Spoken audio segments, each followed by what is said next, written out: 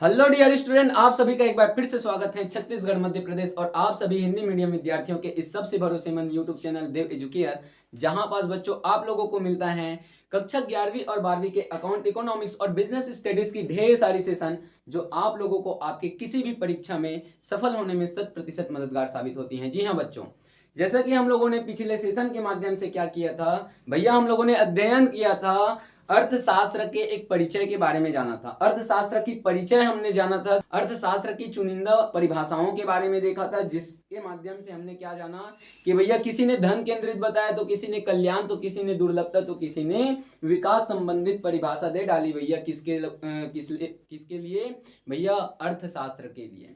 ठीक है, तो प्यारे बच्चों आज के इस सेशन में मैं आप लोगों को बताने वाला हूं, और ये जो सेशन होगा वो बहुत ही बड़ा धमाकेदार सेशन होने वाला है, क्योंकि आप लोगों को जानने का मौका मिलेगा कि आखिर अर्थशास्त्र में सांख्यिकी का क्या महत्व है, क्या भूमिका रखता है अर्थशास्त्र में सांख्यिकी जो है। तो चलिए आज के इस धमाकेदार सेशन की करते हैं शुरुआत बिल्कुल बेझिझक होकर के। और ऑनलाइन वाले बच्चों आप लोगों को बता दूं, कुछ ऑफलाइन बच्चे भी जुड़े हुए हैं, तो ऑफलाइन वाले बच्चों से निवेदन, एक बार हाय बोल दीजिए बच्चों को। अरे बोल दो, नो प्रॉब्लम। हाय हाय एवरीवन ऐसे बोल सकते हो, कोई दिक्कत नहीं है बेटा। ठीक है, हेलो एवरीवन बोल दो। नमस्ते एवरीवन। नमस्ते एवरीवन बोल रहे हैं, ओके वेरी गुड। ठीक है, तो आइए आज के सेशन की ओर चलते हैं और देखते हैं कि आखिर अर्थशास्त्र में सांख्यिकी की क्या क्या भूमिकाएं हैं, उसके बारे में चर्चा करते हैं बच्चों। ठीक है, सबसे पहली चीज सांख्यिकी, आखिर सांख्यिकी है क्या। आपके मन में भी डाउट होंगे, ऑफलाइन वाले बच्चों के मन में भी डाउट होंगे कि आखिर सांख्यिकी है क्या चीज। तो आप लोगों से निवेदन कि सांख्यिकी क्या है, आप लोग मुझे बता सकते हो बेटा। ऑफलाइन वाले बच्चे सांख्यिकी क्या है, जल्दी जल्दी बताइए। संख्या का, और जोर से बोलो, यहां तक सुनाई देना चाहिए। सांख्यिकी क्या है, सांख्यिकी में हम करते क्या है। कुछ रिप्लाई नहीं, मतलब हम लोग पढ़े नहीं है तो उसके बारे में बता कैसे सकते हैं, ये प्रॉब्लम है। ओके नो प्रॉब्लम, आइए जानते हैं कि आखिर सांख्यिकी है क्या। तो बच्चों मैं बता दूं, सांख्यिकी जो है संख्यात्मक तथ्यों का समूह कहा जाता है। क्या कहा जाता है सांख्यिकी को, संख्यात्मक तथ्यों का समूह कहा जाता है। अब ऐसा क्यों, ठीक है, सांख्यिकी जो है वो क्या कहा जाता है, सांख्यिकी को हम कहते हैं बच्चों संख्यात्मक तथ्यों का समूह। अब ऐसा तो नहीं है कि मैं किसी एक संख्या को ले लूं। अब क्या बोल रहे हो भैया, हमको कुछ समझ में नहीं आ रहा है, क्या बोल रहे हो। मान के चलिए आपके पास कोई भी समस्या है बेटा, क्या है आपके पास, समस्या, और उन समस्या को आप क्या करते हो, संख्या के रूप में हल करते हो। ठीक है, जो भी चुनौतियां होंगी, जो भी परेशानियां होंगी, जो भी समस्याएं आपके साथ हैं, उन समस्याओं का यदि आप संख्या के रूप में अध्ययन करते हो, और उसी को हम कहते हैं सांख्यिकी। किसको सांख्यिकी कहेंगे, किसी भी चीज का, किसी भी विषय का या किसी भी समस्या का अध्ययन यदि हम संख्या के रूप में करते हैं, उसी को हम क्या कहते हैं बच्चों, सांख्यिकी कहते हैं। क्लियर है इतना। मतलब यहाँ ऐसा नहीं है कि हमने क्या कहा, समस्या को हम संख्या के रूप में क्या करते हैं, अध्ययन करते हैं, तो उसी को सांख्यिकी कहते हैं। तो क्या जो सांख्यिकी है हम एक ही संख्या से ले सकते हैं, ऐसा बिल्कुल नहीं है। अब मान के चलिए आपने क्या किया, एक समस्या ले ली।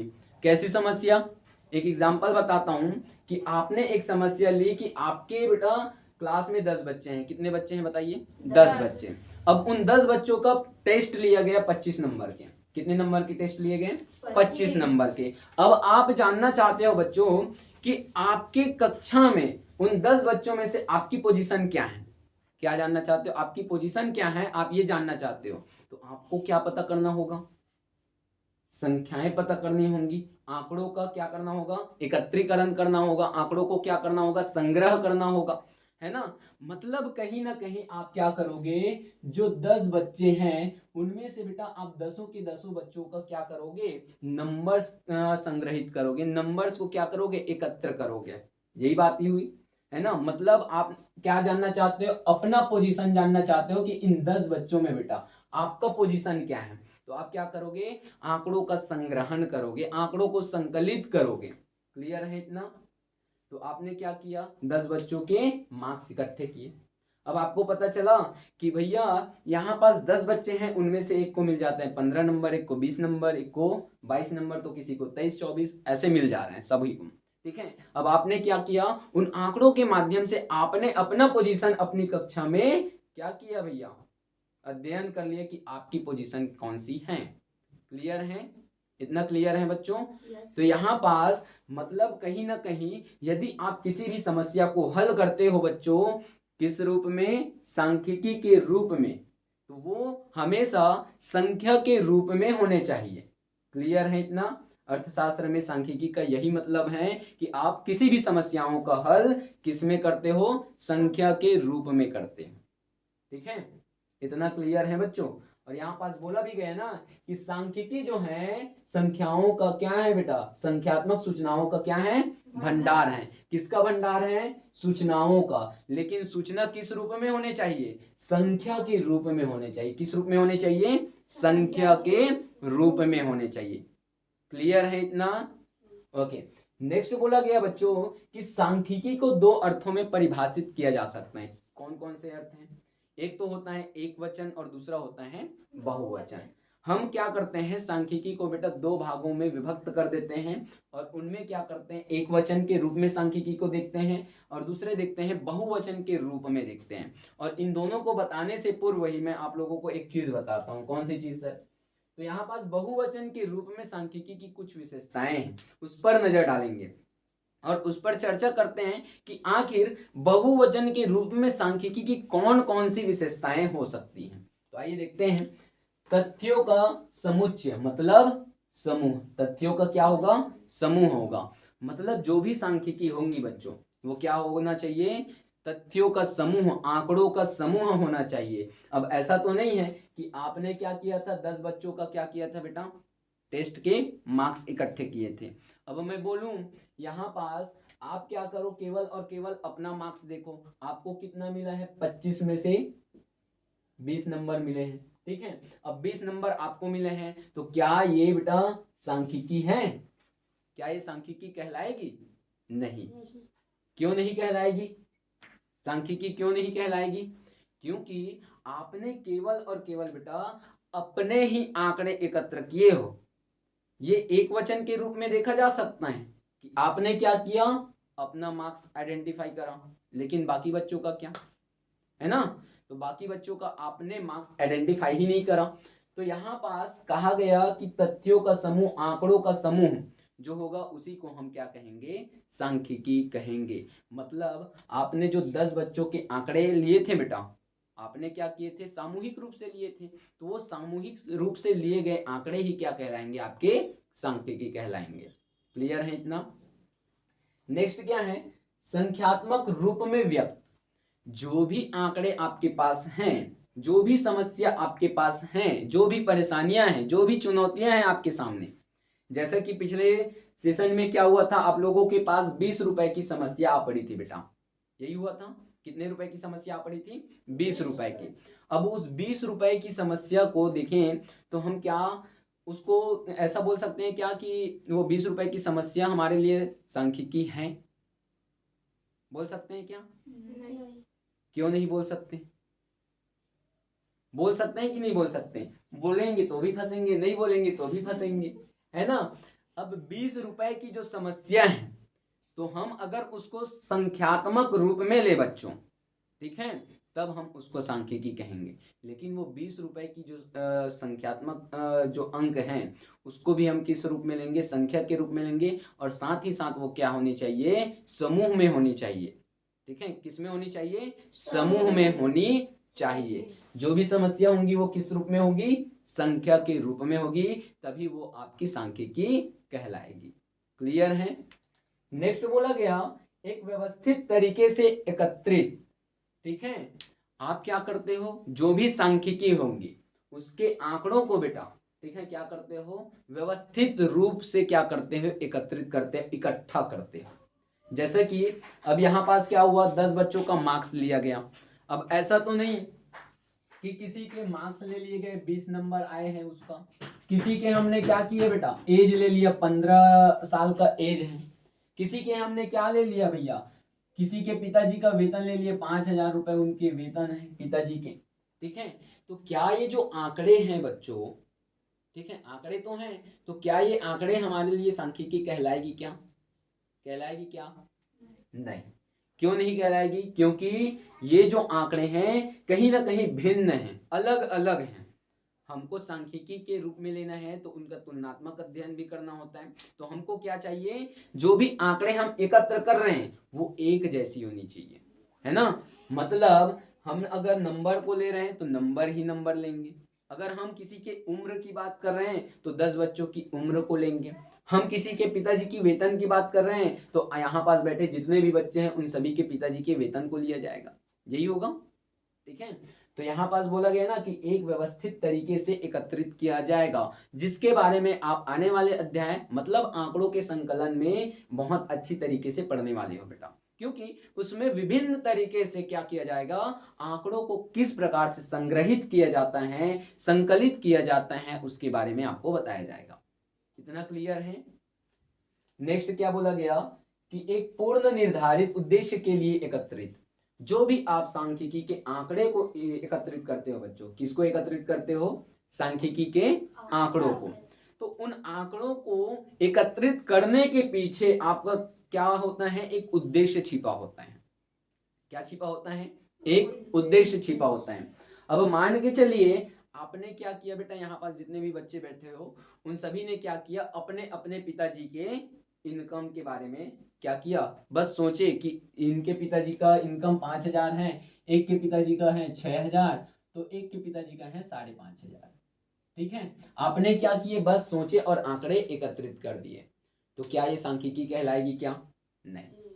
क्यों नहीं कहलाएगी? क्योंकि आपने जो आंकड़े एकत्र किए उसके पीछे बच्चों आपका कोई उद्देश्य ही नहीं है। आपने बस ये जानना चाहा कि आपके पिताजी का जो वेतन है, जो सैलरी है वो 6,000 है और इनके पिताजी का है 5,500, इनके पिताजी का है 5,000 रुपए। यही जानना चाहा। आपके लिए ये मायने रखता है कि आपने जो आंकड़े एकत्रित किए उसके पीछे कोई ना कोई रीजन होना चाहिए, उद्देश्य होना चाहिए, लक्ष्य होना चाहिए, ठीक है। अब इसी में देख लेते हैं, अगर कोई लक्ष्य आपने निर्धारित किए, जैसे कि आपने 3 बच्चों के क्या किए, पिताजी के वेतन को लिए बेटा। अब इन तीनों में हुआ यूं कि जिनके पिताजी का वेतन ज्यादा है वो क्या करेंगे, आज की पार्टी देंगे। क्या कर दिए आपने, एक उद्देश्य निर्धारित कर दिए कि आपने कहा कि भैया जिनके पिताजी का वेतन ज्यादा है वो क्या करेंगे, पार्टी दे देंगे हम लोगों को। किनके पिताजी का वेतन ज्यादा बना है भैया? रितु का, ठीक है। तो रितु बोल रही है कि मेरे पिताजी का वेतन ज्यादा है, 6,000 रुपए है, तो मैं क्या करूंगी, पार्टी दूंगी, बोल रही है, ठीक है। तो यहाँ पास हुआ यू कि हमने क्या किया बेटा, एक पूर्व निर्धारित उद्देश्य की प्राप्ति के लिए क्या किए, आंकड़े संग्रहित किए, आंकड़ों को इकट्ठा किया। यही हुआ, ठीक है। तो आंकड़े इकट्ठे करने के लिए भी आपके पास क्या होना चाहिए, कुछ उद्देश्य होना चाहिए। क्लियर है? नेक्स्ट है सटीकता का उचित स्तर, मतलब एक्यूरेसी होनी चाहिए, ठीक है। अब ये तो नहीं है कि आप कुछ भी डेटा ला लो और उसको कलेक्शन कर लो, डेटा कलेक्शन करने के बाद आप उस पर रिसर्च कर रहे हो।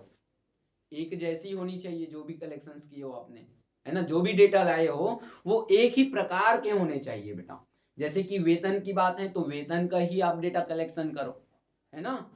आपने क्या किया, किसी के उम्र पर आपको रिसर्च करने हैं तो उम्र ही होने चाहिए 10 बच्चों के। अब ये जरूरी नहीं है कि आप 10 बच्चों का ही लो, ठीक है। आपके पास मिनिमम 3, 4, 5 बच्चों के डेटा कलेक्शन होने चाहिए। क्लियर है? तभी तो आप उस पर बेटा क्या कर सकते हो, औसतन या औसत उम्र ज्ञात कर सकते हो किसी भी बच्चे का। अब जैसे कि आप लोगों की एज होंगी मे बी 16 से 17 साल, है ना। कितनी एज होगी, 16 से 17 साल। अब 16-17 साल की एज है बेटा, तो इसमें हो ही सकता है कोई छोटा होगा कोई बड़ा होगा, है ना। तो आप क्या करोगे, औसत अगर उम्र आपकी निकालनी है तो आप क्या करोगे, सभी बच्चों के क्या करोगे, एज को लोगे, उसके बाद आप क्या करोगे, जितने बच्चे हो उनसे भाग दे दोगे। उसके बाद आपको क्या पता चलेगा, आप लोगों की औसत उम्र पता चल जाएगी। मतलब यही कहा गया है बच्चों कि सटीकता का उचित स्तर, मतलब उस चीज में एक्यूरेसी होनी चाहिए, सटीकता होनी चाहिए। क्लियर है इतना? नेक्स्ट क्या कहा गया? तुलना के लिए एक दूसरे के संबंध में रखे जाने योग्य। मतलब जैसा कि अभी अभी बताया मैंने कि कोई भी चीज ले रहे हो तो वो एक दूसरे से तुलनात्मक भी होना चाहिए। जैसा कि अभी अभी हमने उम्र लिया आप लोगों का, तो उम्र लिए बेटा, तो उसमें हमने क्या किया? एक तुलनात्मक अध्ययन भी कर लिया। क्या कर लिया? तुलनात्मक अध्ययन भी कर लिया। कैसे अध्ययन किए? तो उसमें हुआ यूं कि हमको ये चीजें पता चल गई कि इनका उम्र 17 साल है, इनका उम्र 16.5 साल है, इनका उम्र तो 16 साल का ही है। ऐसा ही हुआ, ठीक है? तो हमने क्या किया? उसमें तुलनात्मक अध्ययन भी कर लिए। क्लियर है इतना बच्चों? नेक्स्ट है विभिन्न कारणों से प्रभावित। अब क्या बोल दिए आप? विभिन्न कारणों से प्रभावित। मतलब ये होगा कि जो भी आप डेटा कलेक्ट करते हो, जो भी आप डेटा कलेक्शंस करते हो सांख्यिकी के लिए बच्चों, ठीक है, वो क्या होता है? विभिन्न प्रकार के कारणों से प्रभावित होता है। अब कौन कौन से कारण हो सकते हैं? अब जैसे कि मान के चलिए आपके 8 में कितने मार्क्स आए थे? 80% बोल सकते हैं। मान के चलो 80% आपके मार्क्स आए थे 8 में। अब हुआ यूं कि आप उस टाइम अच्छे से पढ़े नहीं थे, पढ़ाई में मन ही नहीं लगता था, है ना? अब क्या हुआ? 9th में आपने थोड़ा सा और मेहनत किया, थोड़ा सा और आपके मार्क्स में प्रोग्रेसिव देखने को मिला, है ना? अब क्या हुआ? आपके मार्क्स जो है 85% आ गए, ठीक है? तो ये कुछ कारण होंगे जिसके वजह से आपके मार्क्स में वृद्धि हुई होगी बेटा। कि आपने क्या किया? पहले तो पढ़ाई कम की थी जिसकी वजह से आपके 80% बस मार्क्स आ गए। लेकिन आपने क्या किया? 9th में जैसे ही जंप किए, आपने पढ़ाई के स्तर को बढ़ा दिया, ठीक है? तो पढ़ाई के स्तर को जैसे ही आपने बढ़ाया तो हुआ यूं बच्चों कि आपका जो परसेंटेजेस हैं वो भी क्या हुआ? बढ़ गया। मतलब पढ़ाई का स्तर बढ़ाने से पढ़ाई जो है वो भी एक कारण बन गया कि आपने पढ़ाई के स्तर को बढ़ाया, जिससे आपका मार्क्स क्या हो गया? ग्रो हो गया। क्लियर है इतना? तो यहाँ पास बोला गया कि विभिन्न कारणों से जो सांख्यिकी हैं वो प्रभावित होती हैं। क्लियर है बच्चों इतना? नेक्स्ट है एक वचन के रूप में सांख्यिकी की अध्ययन की अवस्थाएं। मतलब हम कौन कौन सी अवस्था होती हैं जिसके अंतर्गत सांख्यिकी का अध्ययन करते हैं बच्चों, उसके बारे में चर्चा करेंगे, ठीक है? बोला गया कि आंकड़ों का संकलन, जैसा कि मैंने यहाँ पास बताया तीसरे पॉइंट में, है ना? कि आप क्या करते हो? एक व्यवस्थित तरीके से एकत्रित करते हो, मतलब आंकड़ों का क्या करते हो? संग्रहण करते हो, संकलन करते हो, है ना? डाटा कलेक्शन करते हो। तो आप क्या करोगे? जैसे कि मैंने बताया कि आने वाले अध्याय में बेटा, आने वाला चैप्टर उसी का है, आंकड़ों का संकलन का, जिसको मैं आपको बताऊंगा कि कौन कौन से वो तरीके होते हैं जिससे हम क्या करते हैं? आंकड़ों को इकट्ठा करते हैं, संग्रहित करते हैं, कलेक्शंस करते हैं। उनके बारे में भी चर्चा करेंगे, ठीक है? मतलब सांख्यिकी को क्या करने के लिए, जानकारी प्राप्त करने के लिए, सांख्यिकी को अगर हमको जानकारी बनना है या सांख्यिकी के बारे में हमको क्या करना है? जानकारी प्राप्त करनी है बच्चों, तो हमको सबसे पहले क्या करना होगा? आंकड़ों का संकलन करना होगा, ठीक है? अब आंकड़ों को तो आपने इकट्ठा कर लिया बेटा, अब क्या करोगे? आंकड़ों का व्यवस्थीकरण। मतलब आप क्या करते हो? आंकड़ों को व्यवस्थित रूप से जमाते हो। जैसे कि आज संडे है बेटा, आज कौन सा डे है? संडे। अब आपके पिताजी क्या कहाँ गए हैं? बाजार गए हैं, भानसोज बाजार, ठीक है? अब भानसोज बाजार से क्या लाएंगे? सब्जी लाएंगे। अब सब्जी को क्या ऐसे ही थैला में रख देंगे क्या? नहीं, उसका भी क्या किया जाएगा? उसको भी व्यवस्थित रूप से कहीं ना कहीं जगह पास रखा जाएगा। मतलब हम क्या करते हैं? जो भी चीजें हमारे पास हैं, जो भी आंकड़े हमारे पास हैं, उनका व्यवस्थीकरण करते हैं। ठीक उसी प्रकार जैसे कि आपके पिताजी आज बाजार गए भानसोच का, और भानसोच के बाजार से क्या लाए? कुछ सब्जियां लाए बेटा, और सब्जियों को क्या किया गया? व्यवस्थीकरण किया गया, मतलब व्यवस्थित जगह पर रखा गया। क्लियर है इतना? नेक्स्ट क्या है? आंकड़ों का प्रस्तुतिकरण। तो बच्चों आंकड़ों का प्रस्तुतिकरण से तात्पर्य ये है कि जो भी आंकड़े आपके पास हैं उनका प्रस्तुतिकरण किस प्रकार से होगा। आप क्या करते हो? आप लोगों ने क्या किया होगा? 10th में बेटा जरूर से ग्राफ बनाए होंगे, बनाए हो? तो आप क्या करते हो? जो भी आंकड़े आपके पास थे उनका प्रस्तुतिकरण आपने किया, किसके माध्यम से? ग्राफ के माध्यम से, डायग्राम के माध्यम से। क्लियर है? आप क्या करते हो? आंकड़ों का प्रस्तुतिकरण किसी भी तालिका के माध्यम से करते हो। जिससे क्या होता है, कोई भी सामान्य व्यक्ति उस तालिकाओं के माध्यम से क्या करता है, सांख्यिकी के बारे में समझ सकता है। क्लियर है बच्चों इतना? ठीक है, तो ये तो रहा आंकड़ों का प्रस्तुतिकरण। उसके तत्पश्चात क्या करते हो, आंकड़ों का विश्लेषण। आप क्या करते हो बेटा, आंकड़ों का विश्लेषण मतलब आप आंकड़ों का अध्ययन करते हो। ठीक है, आपने क्या किया था, आंकड़ों का प्रस्तुतिकरण डायग्राम बना करके किया था। अब आपको क्या करना होता है कि जो आंकड़ों का प्रस्तुतिकरण आपने किया था उसके बारे में भी तो कुछ लिखोगे बेटा। लिखते थे कि नहीं लिखते थे? लिखते थे ना, कि हमने यहाँ लंब बटे कर्ण हो गया, ये हो गया, जो भी लिखते थे, है ना। आप क्या करते थे, उसका अध्ययन करने के बाद, डायग्राम बनाने के बाद उसके बारे में कुछ चीजें लिखते थे, यही करते थे। तो यहाँ पास बोला गया कि आंकड़ों का विश्लेषण, कहने का तात्पर्य यह है कि आप आंकड़ों के बारे में अध्ययन करते हो। ठीक है, नेक्स्ट क्या है, आंकड़ों का निर्वचन। आंकड़ों का निर्वचन क्या है, तो आंकड़ों का निर्वचन से तात्पर्य है बच्चों कि जो भी आंकड़े आपने एकत्रित किए थे उसका विश्लेषण करना। मतलब क्या है, जैसे कि यहाँ पास अध्ययन किए, आप क्या करते थे, जैसे कि मैं बोलूं तो आप बेटे 10th में थे ना, इंग्लिश में वंडर ऑफ साइंस का क्या किया होगा, एक ऐसे लिखे होंगे। लास्ट में क्या करते थे, कंक्लूजन लिखते थे। क्या करते थे, कंक्लूजन लिखते थे। तो कंक्लूजन का तात्पर्य क्या है, निष्कर्ष। कंक्लूजन का तात्पर्य क्या है, निष्कर्ष। मतलब यहाँ पास बोला जा रहा है कि आप आंकड़ों का क्या करते हो, निष्कर्ष निकालते हो। ठीक है, जैसे कि आप वंडर ऑफ साइंस में क्या करते थे, कुछ पैराग्राफ लिख लेते थे, कुछ आविष्कारों के बारे में लिख लेते थे, उसके बाद आप क्या करते थे, लास्ट में उसका निष्कर्ष निकालते थे कि भैया हाँ साइंस के बारे में ये चीजें सत्य हैं, आप उसका निष्कर्ष निकालते थे। ठीक उसी प्रकार जो भी आंकड़े आप कलेक्ट करते हो उसका भी निष्कर्ष निकाला जाता है बच्चों। तो कहने का तात्पर्य क्या है, आंकड़ों का निर्वचन मतलब आंकड़ों का आप निष्कर्ष निकाल रहे हो आपके द्वारा कलेक्ट किए गए डाटों का। ठीक है इतना। नेक्स्ट क्या है, तो आइए देखते हैं अर्थशास्त्र में आखिर सांख्यिकी का महत्व क्या कहता है। ठीक है बच्चों, तो यहां पास बोला गया कि आर्थिक समस्या को समझने में सहायक। तो मैं बता दूं, आर्थिक समस्या क्या है, मतलब गरीबी। आर्थिक समस्या मतलब क्या है, गरीबी, निर्धनता, एक ही बात हो गई निर्धनता, या तो फिर हो सकता है बेरोजगारी। ठीक है बेटा, जैसे कि हमारे पास आर्थिक समस्या ये है गरीबी की, एक हो गई बेरोजगारी की। ठीक है, और मैं बोला गरीबी और निर्धनता मतलब धन की कमी। तो यहाँ पास क्या हुआ, हमारे पास एक आर्थिक समस्या उत्पन्न हो गई और उनको भी हम क्या करते हैं, संख्या के रूप में यदि क्या करते हैं बच्चों, अध्ययन करते हैं तो वो हमारे लिए सांख्यिकी कहलाएगी। क्लियर है, किसी भी समस्या को आप किस रूप में अध्ययन करते हो, संख्या के रूप में अध्ययन करते हो, तभी वो सांख्यिकी कहलाती है। जैसे कि हमारे पास आर्थिक समस्या थी, तो क्या आर्थिक समस्या हमारे लिए सांख्यिकी है बेटा, नहीं। आर्थिक समस्या हमारे लिए सांख्यिकी है क्या, नहीं। लेकिन अगर हम क्या करें, उसी आर्थिक समस्या को संख्या के रूप में व्यक्त करके उसका अध्ययन करें, जैसे कि बेरोजगारी दर के बारे में। ठीक है, जैसे कि मान के चलिए हमारे छत्तीसगढ़ में बच्चों, छत्तीसगढ़ में बेरोजगारी दर मान के चलते हैं पिछले वर्ष की तुलना में 1.25% की बढ़ोतरी देखने को मिलेगी।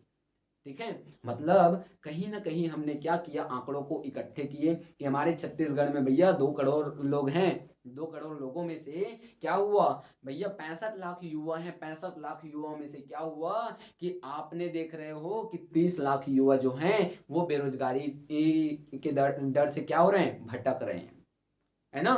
मतलब उनको काम ही नहीं मिल रहे हैं, कितने लोगों को, 30 लाख लोगों को। अब हुआ यूं कि आपने बेटा क्या किया कि आपने पिछले वर्ष की तुलना में इस वर्ष की बेरोजगारी दर को देखा और देखने के तत्पश्चात आपको पता चला कि पिछले वर्ष तो 30 लाख था, इस वर्ष तो क्या हो गया, 32 लाख हो गया। कितने लोग हो गए, 32 लाख बेरोजगार हो गए। अब ये तो बड़ा लफड़ा हो गया भैया कि आपके पास पहले 30 लाख लोग बेरोजगार थे, लेकिन अब कितने लोग हो गए, 32 लाख। तो अब हमारे पास क्या है, आंकड़े हैं। अब उन आंकड़ों की मदद से हम क्या कर सकते हैं, उस आर्थिक समस्या को सांख्यिकी के रूप में बड़ी ही आसानी से समझ सकते हैं या उसका अध्ययन कर सकते हैं। क्लियर है बच्चों इतना। तो ये रही आपके आर्थिक समस्या। नेक्स्ट क्या है, तथ्यों को निश्चित रूप में प्रस्तुत करने योग्य बनाना। मतलब जैसे कि हमने क्या किया था, यहाँ पास आंकड़ों का प्रस्तुतिकरण किया था, ठीक उसी प्रकार से यहाँ पास जो भी तथ्य होंगे, जो भी आंकड़े आपके पास होंगे बेटा, उसको निश्चित रूप से क्या करोगे, प्रस्तुत करने योग्य आप बनाते हो। मतलब आंकड़ों को कोई साधारण इंसान भी समझ सके, इस योग्य आप बनाते हो। क्लियर है इतना? नेक्स्ट क्या बोला गया? नेक्स्ट बोला गया सांख्यिकी आंकड़ों को संक्षिप्त रूप में प्रस्तुत करना। मतलब जो भी आंकड़े आपके पास रहते हैं बच्चों, कौन से आंकड़े जो आपने क्या किए थे, कलेक्ट किए थे, ठीक है।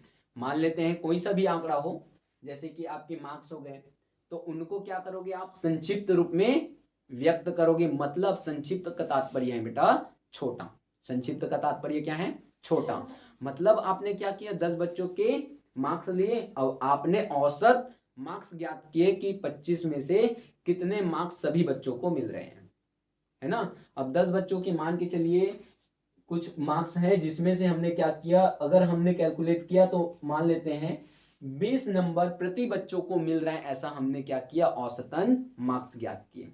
तो अब इसको हमको ज्ञात करना क्या है, बहुत ही आसान है, क्योंकि हमने क्या किया, संक्षिप्त में लिखा उसको, ठीक है। तो कहने का तात्पर्य ये है कि सांख्यिकी के जो भी आंकड़े होंगे, जो भी तथ्य होंगे, उनको संक्षिप्त रूप में प्रस्तुत करती हैं, ठीक है। मतलब छोटे रूप में वो प्रस्तुत करती है। कौन भैया, तो आपकी वो सांख्यिकी। क्लियर है? नेक्स्ट क्या है, सांख्यिकी आर्थिक कारकों के मध्य संबंधों की स्थापना करती है।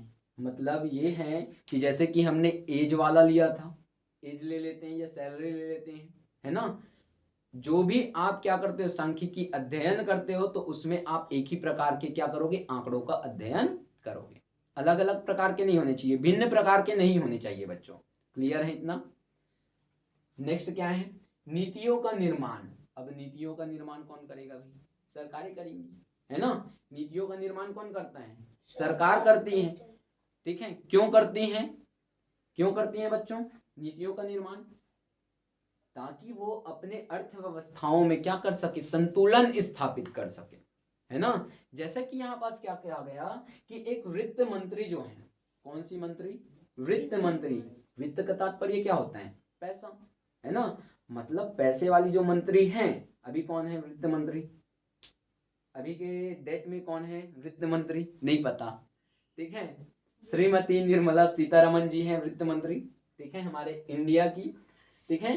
तो वित्त मंत्री जो है वो क्या करती हैं, सांख्यिकी अध्ययनों के बाद बेटा, मतलब वो आंकड़ों के अध्ययनों के बाद क्या करती हैं, कुछ भी समस्याएं होती हैं उनको सांख्यिकी के रूप में लेती हैं, और सांख्यिकी के रूप में लेने के बाद उसका अध्ययन करती हैं, और उसके बाद सरकार को आय कितना हो रहा है, लाभ कितना हो रहा है, हानि कितनी हो रही है, उसमें कमी या वृद्धि के स्रोत खोलते हैं कि हमको इनकम जो है इस साल कमी हो रही है, तो इनकम को हम बढ़ोतरी कैसे कर सकते हैं, इनकम में ज़्यादा वृद्धि हुई है तो अगले साल उसमें और किस प्रकार से वृद्धि कर सकते हैं। ये सारी चीज़ों का निर्णय लेने के लिए क्या किया जाता है, आंकड़ों को संग्रहित किया जाता है, आंकड़ों को क्या किया जाता है बेटा, अध्ययन किया जाता है संख्या के रूप में किसी भी समस्या को, तब जाकर के क्या करते हैं, नीतियों का निर्माण करते हैं। और नीति का निर्माण करता है नीति आयोग करता है। और यहाँ पास जो नीतियों का निर्माण किया गया, किनके द्वारा किया गया, वित्त मंत्री के द्वारा किया गया। आप बजट के बारे में सुने हो, बजट के बारे में सुने हो, नहीं सुने हो, बजट के बारे में सुने हो ना। तो बजट कौन पारित करता है, एक वित्त मंत्री, है ना। बजट कौन पारित करता है, वित्त मंत्री के द्वारा बजट पारित किया जाता है बच्चों। जैसे कि हमारे जो देश है इंडिया, उसमें बजट पारित करने का अभी अधिकार किनको है, निर्मला सीतारमण जी को, क्योंकि वही तो हमारी वित्त मंत्री हैं। क्लियर है? नेक्स्ट क्या है, आर्थिक संतुलन। आर्थिक संतुलन करने में भी क्या है बेटा, आपकी जो ये सांख्यिकी है वो आपको बहुत ही सहायता प्रदान करने का कार्य करती है, ठीक है। जो आपकी सांख्यिकी है वो क्या करती हैं, आर्थिक संतुलन स्थापित करने में भी आपको सहायता प्रदान करती हैं, क्योंकि जो भी आंकड़े आपके पास एकत्रित हैं, जो भी समस्याएं आपके पास इकट्ठा हुई हैं, उन समस्याओं को आप क्या करते हो बच्चों, एक संख्या के रूप में उसका अध्ययन करते हो, और संख्या के रूप में यदि आप उसका अध्ययन करते हो तो आपको निश्चित रूप से ही क्या होता है कि आप आंकड़ों पर जल्दी से जल्दी संतुलन स्थापित कर सकते हो। ठीक है, और यहाँ पास क्या कहा गया, आइए देखते हैं कि यह उत्पादकों या उपभोक्ताओं के लिए स्थिर अवस्था है। मतलब उत्पादक कौन है, उत्पादक कौन है बेटा, जो वस्तुओं का उत्पादन करते हैं, उत्पादित करते हैं, ठीक है, उसको हम क्या कहते हैं, उत्पादक कहते हैं। उपभोक्ता कौन है, हम लोग, है ना, जो उसका इस्तेमाल करते हैं। अब यहाँ पास एक एग्जाम्पल बताता हूं मैं आपको, ठीक है। अब आर्थिक समस्या को किस प्रकार से संतुलित करेंगे, जैसे कि मान के चलिए आपने देखा होगा एक सीजन आता है जब आलू की जो है वो खेती बहुत ज़्यादा हो जाती है, आलू की जो खेती है क्या हो जाती हैं, बहुत ज़्यादा हो जाती हैं, लेकिन उसकी मांग क्या रहती है, कम रहती है। आलू की खेती तो बहुत ज़्यादा हो गई, आलू का उत्पादन बहुत ज़्यादा हो गया बेटा, लेकिन उसकी मांग क्या है बेटा, डाउन है ना। लेकिन एक समय ऐसे आता है जब आपने क्या किया, आलू की उत्पादन अधिक है तो वहां पास क्या हुआ, आलू का मांग कम है ना, तो उस समय क्या होता है, आलू के भावों में देखना बेटा बहुत ही गिरावट आ जाती है, और जो आलू आपको 50 रुपए किलो का मिलता है वही आलू आपको 5 रुपए किलो में भी मिलता है कि नहीं मिलता है, उसके कीमत में भी आपको प्रभाव देखने को मिलता है। ठीक उसी प्रकार यदि आलू के बेटा यहाँ पास मांग में वृद्धि हो गई, आलू के किसमें, मांग में वृद्धि हो गई, और आलू की जो पूर्ति है, उत्पादन है, उसमें कमी हो गई, तो आलू के भाव जो है आसमान छूने लग जाते हैं, और आप लोगों ने देखा होगा कि उसका मूल्य कितना हो जाता है, 60 से 70 रुपए किलो हो जाता है। जो आलू आप कितने रुपए में खाते थे, 5 से 10 रुपए केजी में खाते थे, वही आलू अब आप 70 से 80 रुपए केजी में खा रहे हो। क्लियर है, मतलब आर्थिक संतुलन स्थापित करने हैं तो आपको क्या करना होगा, जितना मांग है उतना ही आपको उत्पादन करना होगा, तभी आप आर्थिक संतुलन को संतुलित कर पाओगे। क्लियर है इतना। नेक्स्ट क्या है, आखिर सांख्यिकी की कौन कौन सी सीमाएं हैं उसके बारे में देखेंगे, ठीक है, कौन कौन सी सीमाएं हैं आइए देखते हैं। सांख्यिकी जो है व्यक्तिगत इकाइयों का अध्ययन नहीं करती, ठीक है, मतलब अगर मैं कहूं, ठीक है, कि रितु को बेटा टेस्ट में कितने नंबर मिले थे, 20 नंबर, ठीक है, तो ये तो रितु के आंकड़े हो गए कि उनको टेस्ट में कितने नंबर मिले थे, 20 नंबर। तो क्या सांख्यिकी इसका अध्ययन करेगी, नहीं। क्यों नहीं करेगी, क्योंकि ये एक व्यक्तिगत आंकड़े हो गए, ठीक है। और सांख्यिकी ये कहता है बच्चों कि आप सांख्यिकी में क्या करोगे, उन्हीं समस्याओं का अध्ययन करोगे जो आंकड़े समूह में हो, तथ्य जो होंगे वो समूह में होने चाहिए, सामूहिक होने चाहिए। मतलब 10 बच्चों का लिए थे आपने, तो उन 10 बच्चों के आंकड़ों को ही लो, आप एक का अध्ययन नहीं कर सकते। कहने का तात्पर्य क्या है कि आप किसी एक व्यक्ति विशेष के सांख्यिकी आंकड़ों के बारे में अध्ययन नहीं करोगे। आपको अगर सांख्यिकी में अध्ययन करना है तो सामूहिक तथ्यों का अध्ययन कीजिए। यहाँ पास बोला भी गया कि भैया सांख्यिकी केवल सामूहिक तथ्यों का अध्ययन करती है, व्यक्तिगत इकाइयों का नहीं। क्लियर है, आपको सांख्यिकी का अध्ययन करना है, जो भी समस्या है उसका अध्ययन किस प्रकार से करोगे, सामूहिक रूप से, ठीक है। जो भी आंकड़े होंगे वो किस में होंगे, समूह में होंगे, ग्रुप्स में होंगे, तभी आप उसका अध्ययन कर पाओगे बेटा। नेक्स्ट क्या है, सांख्यिकी की केवल संख्यात्मक तथ्यों का अध्ययन करती हैं। सांख्यिकी जो होता है वो केवल किसका अध्ययन करती है, संख्यात्मक तथ्यों का। मतलब ये जो 20 नंबर है उसका अध्ययन करने बोलूं, करेगा क्या, नहीं। क्यों नहीं करेगा, ये तो एक के आंकड़े हैं, लेकिन हमको आंकड़े चाहिए ज्यादा से ज्यादा, है ना। अब यहाँ पास एक चीज समझना बेटा, सांख्यिकी केवल संख्यात्मक तथ्य आंकड़ों का अध्ययन करेगी। अगर मैं बोल दूं कि चांदनी जो है वो बहुत ही ब्रिलियंट स्टूडेंट है, ठीक है, तो सांख्यिकी क्या उसका अध्ययन करेगी, क्या सांख्यिकी उसका अध्ययन करेगी, क्या नहीं। मैंने क्या बताया, उसके गुण के बारे में बताया कि वो एक ब्रिलियंट स्टूडेंट है, पढ़ाई में अच्छी है ना, तो सांख्यिकी इसका अध्ययन नहीं करती। मैंने बोल दिया कि इनका नाम क्या है बेटा, आरती। आरती जो है वो बहुत ही ईमानदार है, तो सांख्यिकी इसका अध्ययन करेगी क्या? नहीं। सांख्यिकी इसका अध्ययन करेगी क्या?